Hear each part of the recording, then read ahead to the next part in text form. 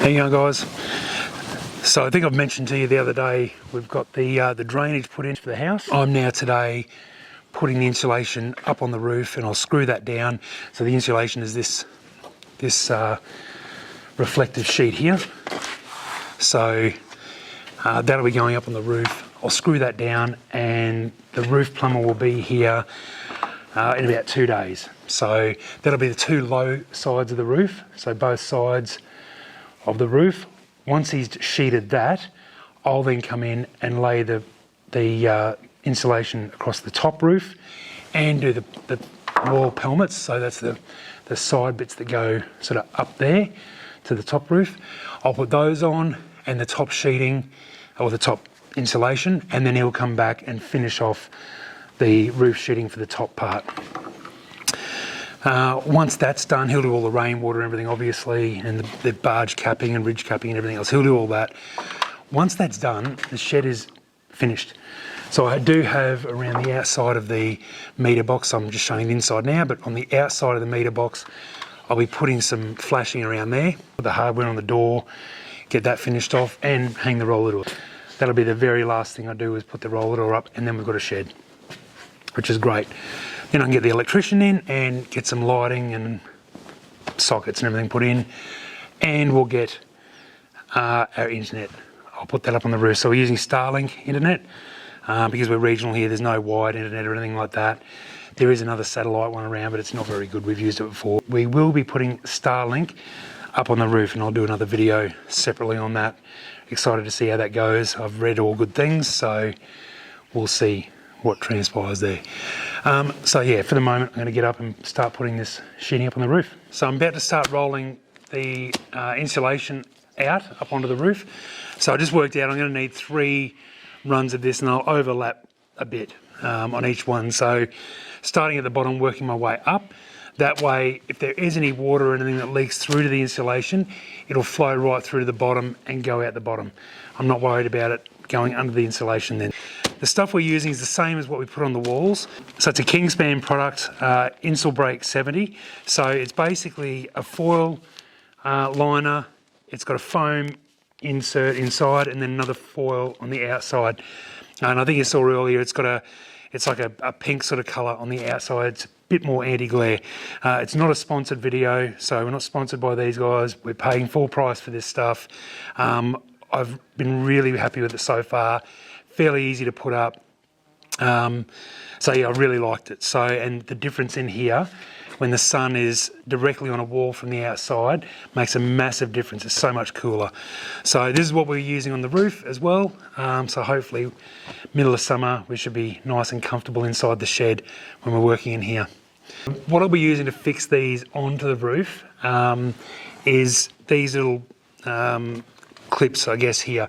So they'll screw into the purlins and hold it down. So these are actually designed for the foil board, which you'll see more of when we're building the house. I'll be lining the whole outside of the house with foil board, which is a rigid foam rather than a roll of foam.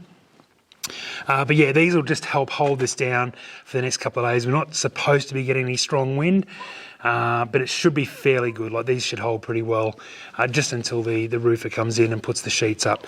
So basically it's just a plastic disc, I guess, and the screw. So I just screw straight into the top out of the purlin.